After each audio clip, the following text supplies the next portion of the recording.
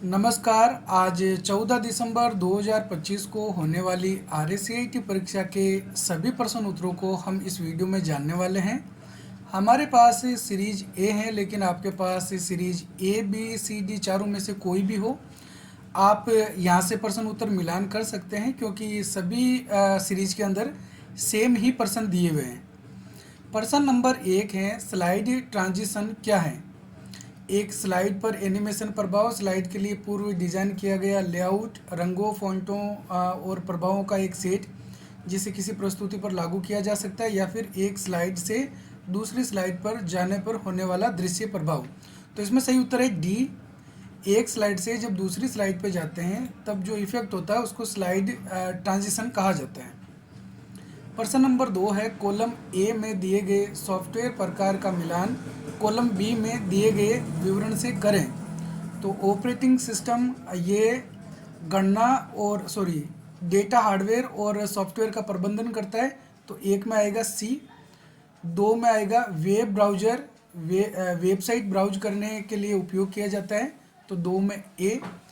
तीन में antivirus computer को मेलवेयर से बचाता है, और चार में है डी, गणना और डेटा विश्लेषण के लिए उपयोग किया जाता है। तो इसमें सही आंसर है ए। एक में सी, दो में ए, तीन में बी और चार में डी।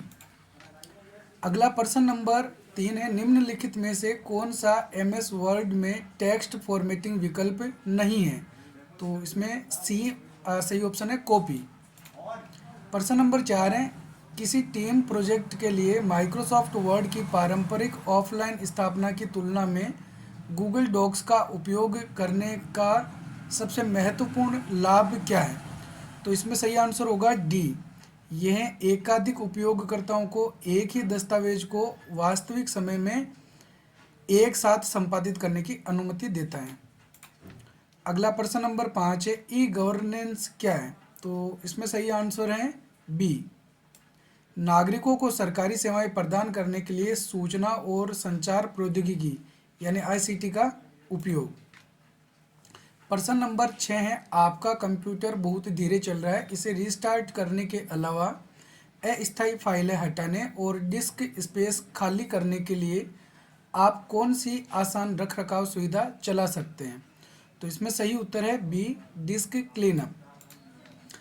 अगला प्रश्न नंबर 7 है, ई मित्र क्या है? तो इसमें सही आंसर है सी, राजस्थान सरकार की एक ई गवर्नेंस पहल।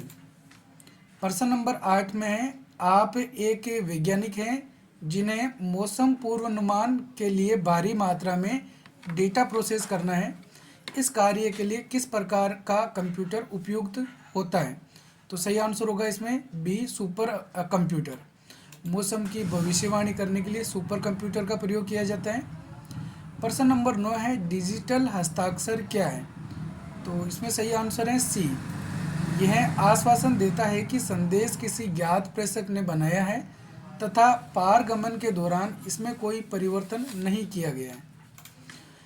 प्रश्न नंबर 10 है, इंसर्ट टैब के अंतर्गत कौन सी सुविधा किसी प्रोसेस, चक्र या पदानुक्रम का दृश्य प्रतिनिधित्व बनाने के लिए उपयोग की जाती है? तो इसमें सही आंसर होगा सी, स्मार्ट आर्ट। अगर हमको कोई जानकारी चित्रों के माध्यम से या शैप्स के माध्यम से दर्शानी हो तो उसके लिए स्मार्ट आर्ट काम में लेते हैं। प्रश्न नंबर 11 है, मोडेम क्या है? तो इसमें सही आंसर है बी, एक उपकरण जो कंप्यूटर को इंटरनेट से कनेक्ट करने के लिए सिग्नल को मॉड्यूलेट और डीमॉड्यूलेट करता है। तो बहुत सारे ऐसे प्रश्न हैं जो हमारे पिछले वीडियोज से मिलान हुए हैं। प्रश्न नंबर 12 है, आप आधुनिक पीसी पर उपलब्ध सबसे आम वायर्ड कनेक्शन का एक उपयोग करके प्रिंटर को अपने कंप्यूटर से कनेक्ट करना चाहते हैं, आप किस पोर्ट का प्रयोग करेंगे? तो प्रिंटर को हमारे कंप्यूटर से कनेक्ट करने के लिए हम ज़्यादातर USB पोर्ट काम में लेते हैं। HDMI और VGA पोर्ट मॉनिटर को या प्रोजेक्टर को कनेक्ट करने के लिए काम में लिया जाता है। प्रश्न नंबर 13 है, निम्नलिखित कथनों में से कौन सही है? तो इसमें सही कथन है डी, वेब ब्राउज़र एक सॉफ्टवेयर अनुप्रयोग है जिसका उपयोग वेबसाइटों तक पहुंचने और उन्हें प्रदर्शित करने के लिए किया जाता है। प्रश्न नंबर 14 है यूपीआई का पूर्ण रूप क्या है? तो इसमें सही आंसर होगा ए, यूनिफाइड पेमेंट इंटरफेस। प्रश्न नंबर 15 है आप अपने परिवार के किसी सदस्य के साथ जो दूसरे शहर में रहता है फोटो का एक बड़ा संग्रह साझा करना चाहते हैं, इसके लिए सबसे व्यवहारिक इंटरनेट एप्लीकेशन कौन सा है? तो इसमें सही आंसर होगा बी, फ़ोटो को गूगल ड्राइव या ड्रॉप बॉक्स जैसी क्लाउड स्टोरेज सेवा पर अपलोड करें और उसका लिंक साझा करें। क्योंकि काफ़ी सारी फ़ोटोज़ हैं, फ़ोटोज़ का एक बड़ा संग्रह है, तो उनको क्लाउड स्टोरेज में पहले सेव करके फिर उसका लिंक शेयर कर दिया जाता है।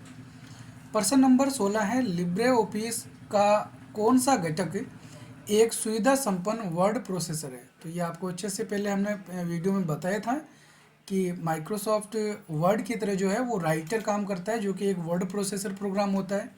इम्प्रेस, पावर पॉइंट और कैल्क जो होता है वो माइक्रोसॉफ्ट एक्सेल की तरह काम करता है। प्रश्न नंबर 17 है आपको अपनी पूरी टीम को एक ईमेल भेजना है, लेकिन आप अपने मैनेजर को भी इसमें शामिल करना चाहेंगे ताकि वे संदेश को देख सके और टीम के बाकी सदस्यों को पता न चले। आपको अपने मैनेजर का ईमेल कहाँ लिखना चाहिए? तो सही आंसर क्या होगा इसमें? ए, BCC यानी ब्लाइंड कार्बन कॉपी। तो गोपनीय ईमेल भेजने के लिए BCC का प्रयोग करते हैं। प्रश्न नंबर 18 है पावर पॉइंट में कौन सा दृश्य आपकी स्लाइडों के क्रम को पुनः व्यवस्थित करने के लिए सर्वोत्तम है? तो इसमें सही आंसर होगा बी, स्लाइड सॉर्टर व्यू। अगला प्रश्न नंबर 19 है जैसा कि दस्तावेज में बताया गया है निम्नलिखित में से कौन सा एंड्रॉयड डिवाइस पर उपलब्ध स्क्रीन लॉक विकल्प नहीं है? तो इसमें सही आंसर होगा सी, फिंगरप्रिंट। ये क्वेश्चन है जैसे ही उठा के दे दिया गया, कहाँ से लिया गया ये आपके इंटरनल असेसमेंट से लिया गया है। ठीक है, इंटरनल असेसमेंट के अंदर आपको ये क्वेश्चन दे रखा था और वहीं से इसको है जैसे ही यहाँ पे कॉपी पेस्ट कर दिया है।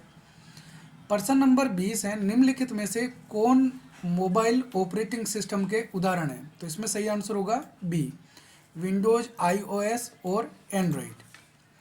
प्रश्न नंबर 21 है आपने किसी शीर्षक पर एक विशिष्ट फॉन्ट शैली और आकार लागू किया है और अब आप उसी फॉर्मेटिंग को पाठ के किसी अन्य भाग पर लागू करना चाहते हैं बिना सभी विकल्पों को फिर से मैन्युअल रूप से चुनें।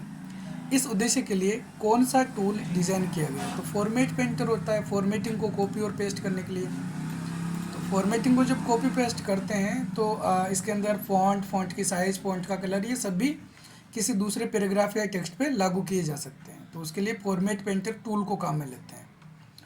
प्रश्न नंबर 22 है विंडोज 10 के संदर्भ में CD या DVD को बर्न करने का क्या अर्थ है? तो CD को बर्न करना का मतलब है CD पे कोई डेटा रखना, इसको हम बोलेंगे सॉरी इसमें सही आंसर होगा डिस्क पर सामग्री डेटा लिखना या फिर कॉपी करना, उसके लिए इसको हम बोलते हैं बर्न करना।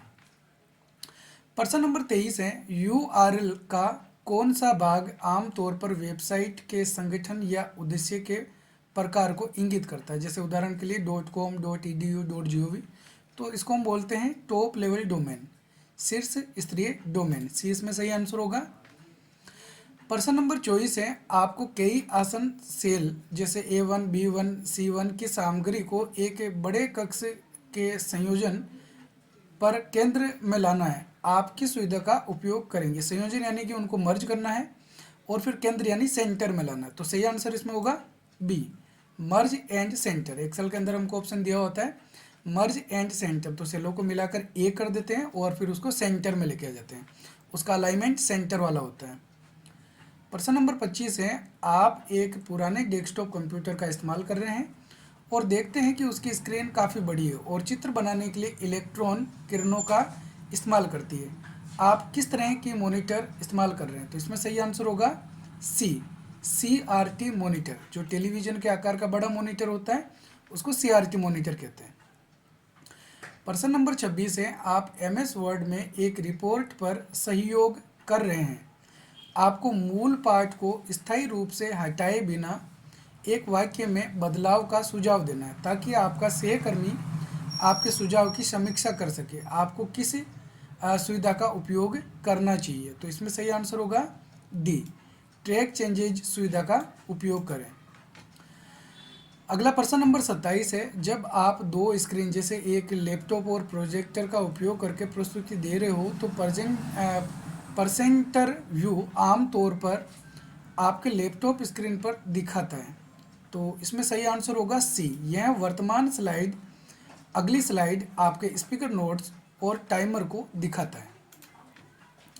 अगला प्रश्न नंबर 28, यदि आपको किसी MS एक्सेल के सेल में हैज़ नेम क्वेश्चन मार्क इस प्रकार से त्रुटि दिखाई देती है तो इसका सबसे संभावित कारण क्या हो सकता है? तो इसमें सही आंसर होगा डी।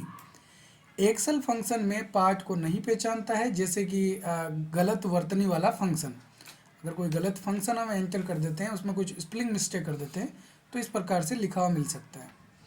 प्रश्न नंबर 29 है, कौन सा संरेखण विकल्प पार्ट को बाएं और दाएं मार्जिन के बीच समान रूप से रखता है जिसे दोनों तरफ साफ किनारे बनते हैं? तो इसमें सही आंसर होगा डी, जस्टिफाई।